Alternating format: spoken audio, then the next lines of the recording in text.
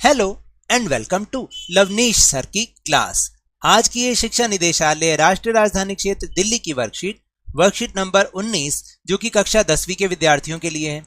यह ली गई है सामाजिक विज्ञान के भूगोल विषय से और आज इसमें हम फिर से एक बार पाठ संसाधन और विकास में से मृदा अपरदन के बारे में कुछ जानकारी प्राप्त करेंगे। तो देखिए, आपको तो याद है ना, पिछली वर्कशीट में भी हमने इसी लेसन को कंटिन्यू किया था और उसमें हमने मृदाओं के प्रकार समझे थे, यानी भारत में पाई जाने वाली मृदाओं के प्रकार समझे थे। आज उसी से जुड़ी हुई जानकारी प्राप्त करेंगे, यानी कि मृदा अपरदन। आखिर ये मृदा अपरदन होता क्या है? चलिए बिना समय गवाए शुरुआत करते हैं मेरे साथ और समझने की कोशिश करते हैं। मृदा के कटाव और उसके बहाव की प्रक्रिया को मृदा अपरदन कहा जाता है। देखिए, या मृदा के कटाव और उसके बहाव, यानी जब आपने कभी कभी देखा होगा किसी किसी के खेत में, खासतौर से जब बच्चे गांव आप लोग जाते हो तो खेत में जो है ना, जो मिट्टी होती है वो सूखी सूखी और कटी फटी होती है, बीच में दरारें पड़ी होती हैं। या कई बार जब बारिश आती है, बहुत तेजी से बारिश आती है, बाढ़ आती है, तो वो मिट्टी की उपजाऊ परत को एक जगह से दूसरी जगह ले जाती है। इसी प्रक्रिया को हम मृदा अपरदन कहते हैं, यानी मिट्टी का उड़कर दूसरे स्थान पर चले जाना या मिट्टी का बहकर किसी दूसरे स्थान पर चले जाना मृदा अपरदन कहलाता है। मृदा के बनने और अपरदन की क्रियाएं आमतौर पर साथ साथ चलती हैं और दोनों में संतुलन होता है, यानी मृदा बन रही है जैसे जैसे और उसका अपरदन हो रहा है, ये क्रियाएं आमतौर पर तो साथ साथ चलती हैं, ठीक है। परंतु मानवीय क्रियाओं जैसे वन उन्मूलन, अति पशुचारण, निर्माण और खनन इत्यादि से कई बार यह संतुलन भंग हो जाता है। देखिए, वैसे तो ये प्रकृति का नियम है कि भाई जब मिट्टी वो बन रही है या उड़कर दूसरी जगह जा रही है, अपरदन हो रहा है, लेकिन मानवीय क्रियाएं जैसे जब हम वन उन्मूलन का मतलब वनों को काट देना, अति पशुचारण यानी पशुओं को खूब ज्यादा चराना, निर्माण और खनन का मतलब होता है खुदाई करके जब हम खनिज पदार्थ निकालते हैं, या निर्माण जो क्रियाएं होती हैं, उन सब से क्या होता है, कई बार ये संतुलन बिगड़ जाता है और मृदा अपरदन बहुत ज़्यादा हो जाता है। फिर प्राकृतिक तत्व जैसे पवन, हिम नदी और जल मृदा अपरदन करते हैं। तो बहुत सारे प्राकृतिक तत्व भी ऐसे हैं, जैसे कि हवा क्या करती है, जब बहुत तेजी से चलेगी तो मिट्टी की उपजाऊ परत को उड़ाकर एक जगह से दूसरी जगह ले जाएगी। इसी तरह से हिम नदी जब आती है, हिम नदी का मतलब है कि जब पहाड़ों में से जब नदी निकलती है बर्फ से, हिमानियों से, तो वो बहुत तेजी से बहती हुई आती है, तो वो अपने साथ अपनी मिट्टी को, उस जगह की मिट्टी को आगे ले जाती है। और इसी तरह से बारिश का पानी जब बह कर आता है या बाढ़ आती है, तो वो वाला जल जो है वो मृदा अपरदन करता है। यानी 3 तत्व हो गए, हवा, हिम नदी और जल, ये तीनों ही मृदा अपरदन करते हैं। तो चलिए अब हम जानते हैं कि आखिर मृदा अपरदन के प्रकार या तरीके कौन कौन से हैं जिनसे कि मृदा अपरदन होता है। अब इस शब्द से तो आप परिचित हो गए होंगे, मृदा अपरदन यानी उसका मिट्टी का कटाव या बहाव, इसकी प्रक्रिया को मृदा अपरदन कहते हैं। याद कर लेना अच्छे से। तो देखते हैं आखिर मृदा अपरदन के प्रकार या तरीके कौन कौन से हैं। जैसे सबसे पहले है अवनालिकाएं जैसे यानी नालियां सी बन जाना, अभी उसके बारे में हम समझेंगे भी। चादर अपरदन, पवन अपरदन और गलत तरीके से खेत की जुताई करना, ये जो 4 तरीके हैं या 4 प्रकार हैं, ये मृदा अपरदन के प्रकार हैं। इनसे मिट्टी का कटाव होता है या मिट्टी बहकर या उड़कर उसकी उपजाऊ परत दूसरी जगह चली जाती है। तो सबसे पहले हम समझ रहे हैं अवनालिकाएं क्या होती हैं? बहता हुआ जल मृतिका युक्त मृदाओं को काटते हुए गहरी वाहिकाएं बनाता है, यानी नालियां सी बना देता है, जिन्हें अवनालिकाएं कहते हैं। अब ऐसी भूमि जो है फिर वो जोतने योग्य नहीं रह जाती और इसे उत्खात भूमि यानी कि बैडलैंड कहते हैं। और चंबल बेसिन का मतलब जहां चंबल नदी बहती है, ऐसी भूमि को खड भूमि कहा जाता है। फिर दूसरा है चादर अपरदन। ये जो चादर अपरदन और पवन अपरदन है, ये बहुत ही इंपॉर्टेंट है और बोर्ड पॉइंट ऑफ व्यू से भी बहुत इंपॉर्टेंट है। इस पूरे टॉपिक को आप अच्छे से समझिएगा। चादर अपरदन क्या होता है?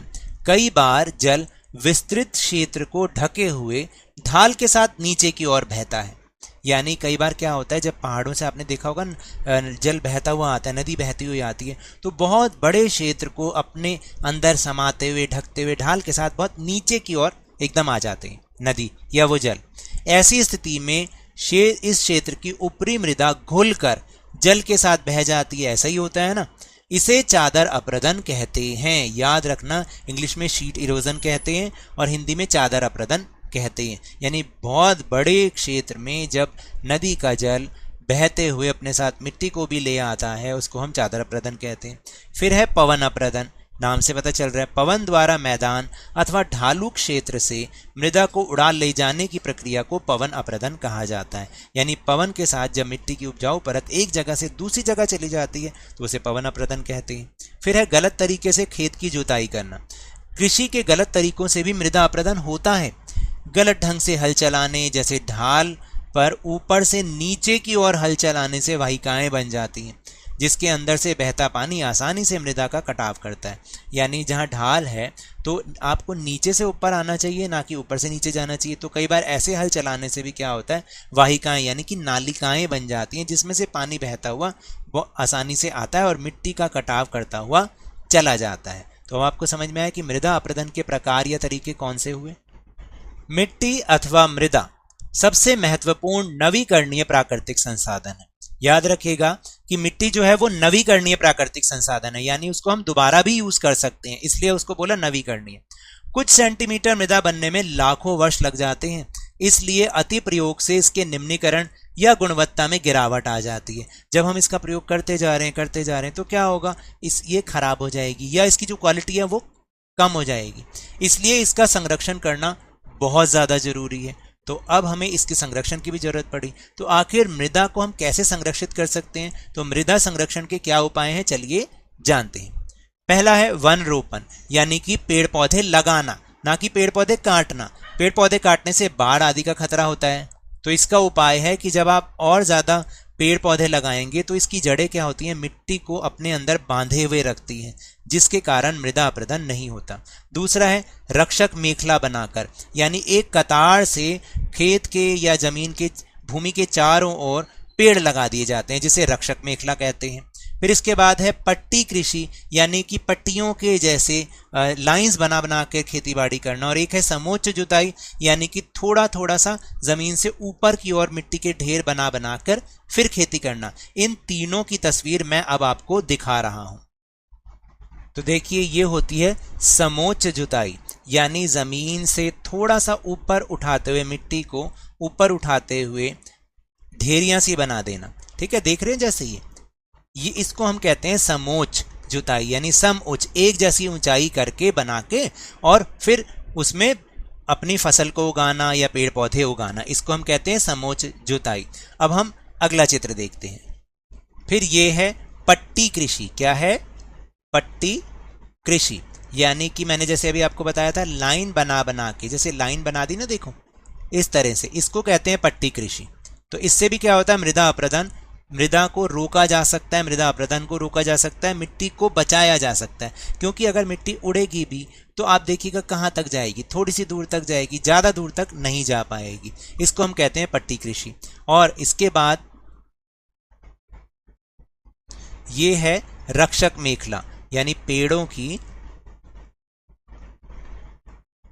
रक्षक मेखला, जो अभी अभी हमने समझा था ना। एक उपाय ये भी है, मैंने बताया था, खेत के चारों ओर कतार में पेड़ों को लगा दिया जाता है, जिससे क्या होता है कि मिट्टी इनको पार करके नहीं जा पाती है। अगर पानी से भी बहेगी तो भी दूर नहीं जा पाएगी, क्योंकि पेड़ पौधों की जड़ें उसको, मिट्टी को बांधे हुए रखती हैं। तो इस तरीके से ये तीनों उपाय मृदा को बचाने के हो सकते हैं। तो चलिए अब हम चलते हैं अपने प्रश्नोत्तर की ओर।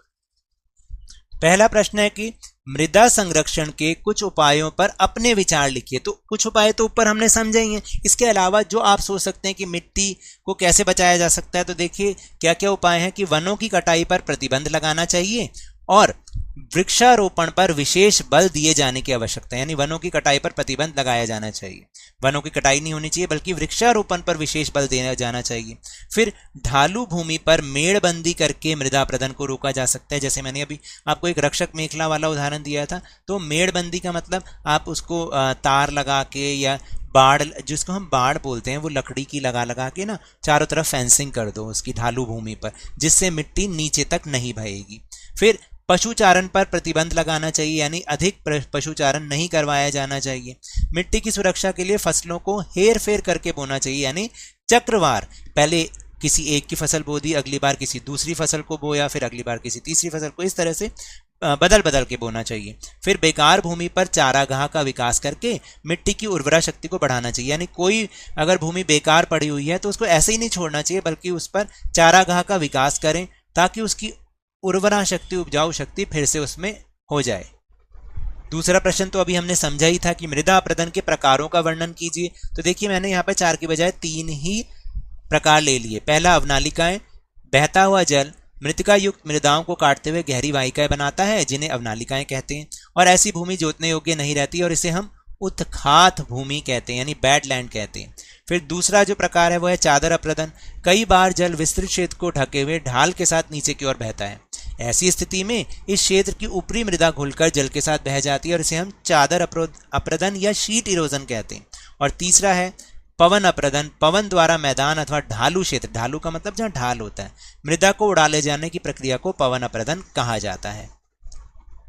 फिर इसके बाद है प्रश्न नंबर 3, आपके आसपास जिन कारणों से मृदा अपरदन होता है उनकी एक सूची बनाइए। देखिए हमारे आसपास तो कोई ज़्यादातर मैदानी भाग ही है, यानी दिल्ली में हम रहते हैं मैदानी भाग है, तो यहाँ पर तो 2 ही कारणों से मृदा अपरदन हो सकता है, या तो हवा के द्वारा मृदा अपरदन होगा या जल के द्वारा मृदा अपरदन होगा। और ये जैसे ऊपर जो हमें बताया था कि गलत ढंग से खेती करना या फिर अवनालिकाएं बनना, ये यहाँ पर अक्सर कम होता है। तो हवा के द्वारा मृदा अपरदन और जल के द्वारा मृदा अपरदन ज़्यादा होता है। इसके अलावा अगर आपको कुछ और समझ में आता है तो आप वो भी लिख सकते हैं। तो ये तो थी आज की वर्कशीट। अगर मेरे इस तरह समझाने से अब आपको समझ में आने लगा है तो इस चैनल और वीडियो को लाइक कीजिए, शेयर कीजिए और सब्सक्राइब कीजिए, और जल्दी से जल्दी अपने ही इस चैनल लवनीश सर की क्लास के सब्सक्राइबर्स को 50K तक पहुंचा दीजिए। लेकिन याद रखिएगा, घर से बाहर निकलते समय मास्क जरूर लगाएं, और जब भी आपकी बारी आए कोरोना का टीकाकरण जरूर करवाएं, क्योंकि कोरोना को हराना है और ज़िंदगी को एक बार फिर से सुहाना बनाना है, और उसके बाद स्कूल भी जाना है। इसी उम्मीद के साथ बहुत बहुत धन्यवाद।